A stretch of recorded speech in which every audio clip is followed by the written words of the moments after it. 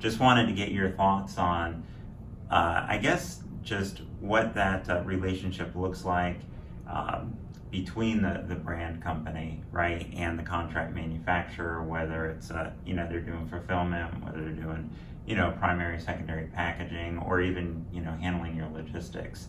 If you wouldn't mind, just start off talking a little bit about that relationship and why it's so important. Right. So I think brands nowadays are often reliant in partnering with their manufacturers to basically get themselves out into the market, and the more they can trust their partners, the more that they can align sort of their own goals with sort of the manufacturer's goals as well. And so the discussion that we had was mainly about how that sort of partnership may look very different for small companies, small brands, but also larger companies and large brands. But with the prevalence of e-commerce and different channels, how does that affect how that trickles down into your supply chain and things like that? Yeah. So how does that? Like, what are the points of differentiation if I'm a direct to consumer, product, or I'm in brick and mortar? What are how should I look to a manufacturer, contract service provider differently? Right. So with brick and mortar versus e-commerce, basically you have in-store set dates that you have to hit. So timing is crucial all the time, but especially crucial with retail when they have to actually execute a launch.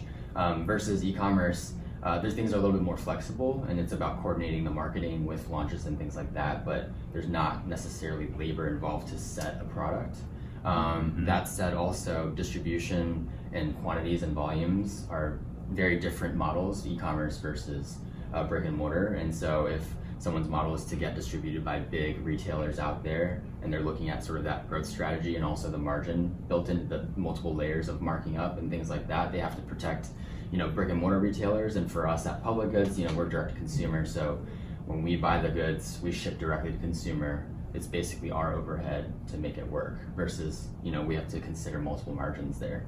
And so for us then, we also have smaller quantities. And so we're not distributing to thousands of stores nationwide or internationally versus, a brand that's pushing, one spectacular product or a product line is trying to get launched and distributed through, many, many stores. That's a very different conversation from a manufacturing supply chain than for e-commerce, which is much more flexible. Maybe for us at Public Goods, it's about launch of new products and going into new areas and industries versus sort of depth in singular areas. So, is there any particular, when you're thinking about, do I have my products made domestically or internationally? Yep. What helps you make that decision? Flexibility, speed to market, costs are always top of mind. A lot of manufacturers have, in the recent past, there's a lot of manufacturing done in Asia. I'm starting to see trends of that coming back. Not necessarily to the States, but also a lot in the States, different parts of the country, and for various reasons. Obviously, there's uncertainty and there's tariffs involved in conversations with Asia, but also quality and delivery timing and things like that, flexibility with e-commerce, and just reliability in terms of getting things to market and being able to sort of tweak and be agile in those environments is becoming increasingly important as brands sort of grow faster, pivot faster, tweak faster. How do you find that product market fit more quickly in this environment? And to do that, you need to be able to really, really work super well with your manufacturing partners. And it depends on your distribution model, but it's not as much about just the simple game of getting costs down and margin up and more volumes and more economies of scale. It's much more complex than that. So it sounds like a tremendous amount of vetting that goes into place between the brand and the contract service provider. Yep. So I imagine on-site visits are a must. Understanding that it's not just about, hey, they've got a great reputation, they've got availability, but just making sure that it's a good fit and that you guys both have the same objectives. Right. I mean, on the surface, it's kind of like, well, do capabilities match? Do they want to produce, and can they produce what you want them to produce?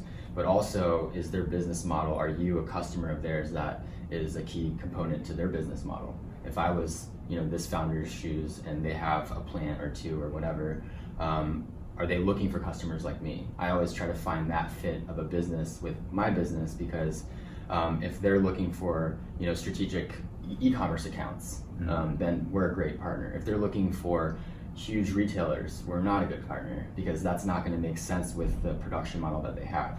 So the more I can understand their business and sort of tie in how we think about growth in the future and what kind of things they're excited about, what they're investing in, and how does that sort of go along with sort of our future trajectory, and how do we find overlap as much as possible? Do we share the same values? Do they care about sustainability? Do they care about all these things that brands are starting to care about more? And so the more you can align on those fronts, it's not just about the numbers at the end of the day in terms of profit and bottom line. I mean, that's obviously super important, but it's also about, are we going to grow together and produce together in a way that's complementary in the future?